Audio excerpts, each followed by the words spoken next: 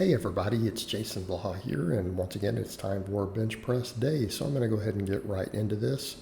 Something I've realized with the heat and with a lot of my training and looking back just a couple of months to when I was at my strongest on bench press at any point in the last 20 years, I noticed I was doing stuff just a little different. As I started pushing the volume up and the reps higher and higher, particularly in this heat, I've noticed that recovery became more and more of an issue. So what I decided to do, kind of stuck with the normal flow of my workout, going back to the exercises I know have the best carryover, and brought the reps and volume down just a hair. Okay, so that we're still focusing on hypertrophy by doing, a fair number of reps and volume, but keeping tension a little higher and just not fatiguing myself so much. So the peak set today was actually pretty good. Did 5. It felt nice and heavy, like I could have ground out one more rep if I had to with the 315. And I've realized, I think for a bit, maybe me pushing the reps higher and higher on that may not be the way to go. I think I need to stick around 5 rep max and see if I can get the 5 rep max a little stronger. Again, I don't think I need to go lower than that. And then for my supplemental work, what was I doing when I hit the best lifts, right? What was I doing when I got to 315 per 8?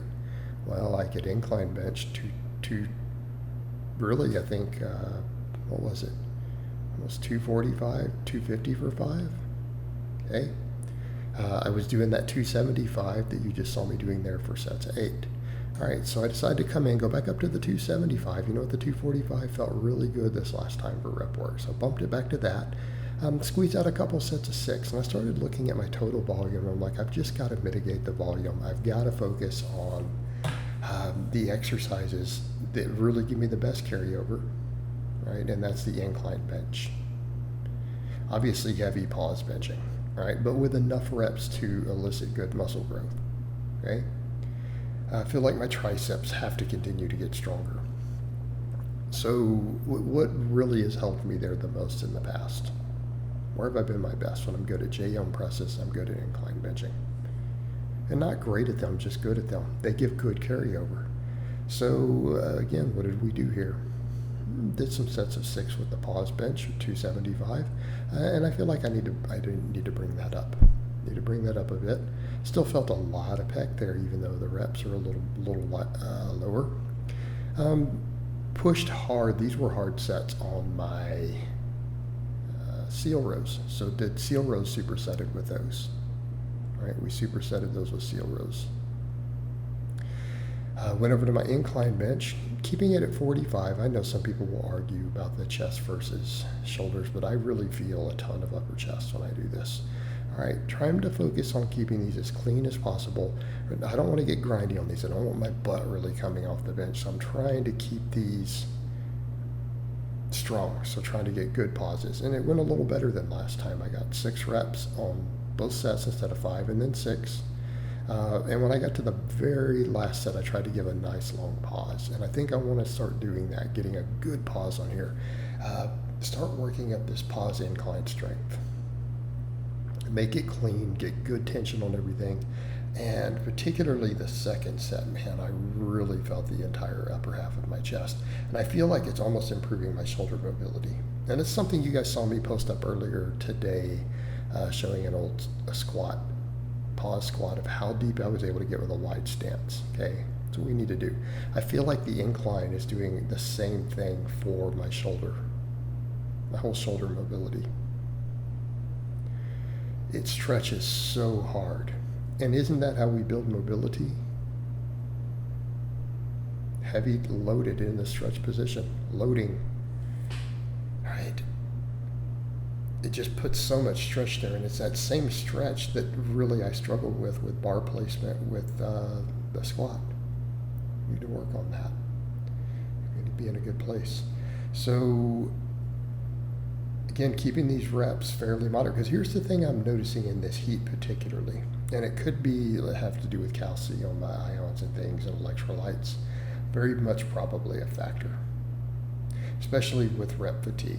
Rep fatigue in advanced lifters, that's a whole nother set of science I'm seeing emerging. I'm seeing some experts and researchers talk about. advanced lifters and training volume. We're learning a lot about that.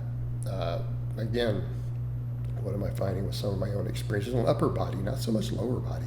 I can get away with a lot of reps on lower body stuff. Quad work, squat variations. With the upper body, it is the case that when I take my volumes too high, I run into problems.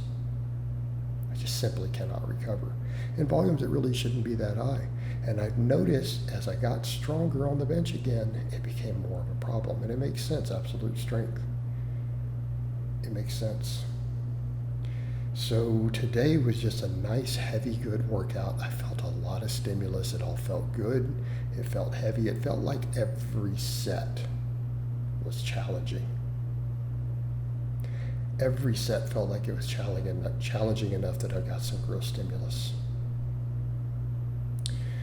So we did incline, we did dumbbell rows, and I did JM presses. I'm like, let me take these heavier. And I know I could go heavier by going wider, but I want to really hammer those triceps super hard. So I went up a little bit and I did sets of 8. Now I want to work on this technique just a little bit here. But here's the other thing. When I first closed grip benched 365, I was going heavier than this with a similar form on this. So does it really matter? Probably not. What matters is, am I feeling a huge amount of tension on the triceps? And I am. And I did a little band press downs and stuff after this, but these workouts are getting so long, I don't want to put it in there. I don't think we need to. But just as a disclaimer, I did finish up with one really high rep set of band press downs. I think my triceps can get away with that. Now, looking at this training, I think overall this is really good. I think if I was going to throw any finesse stuff in, that might be the time to do a little bit of delt work.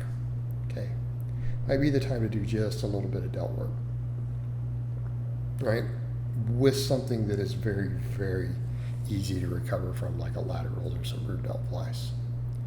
But this all felt good. You know, some of this people might say, is this enough volume? I'm like, when I was training like this just a couple months ago, when I was down at this level, doing a lot of 6s and 8s, but with the volume more moderated, changing lifts rather than trying to push a whole lot of volume with one lift, just get a couple, 2 or 3 at the most, really good sets.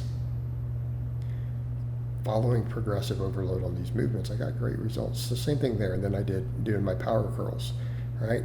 I feel the power curls in my biceps more than I feel lighter curls. I think it'll make my biceps start growing again, work on the grips. This is the heaviest I've gone on these. But again, I feel so much bicep. So I hope it's been informative, and I will talk to you guys next time.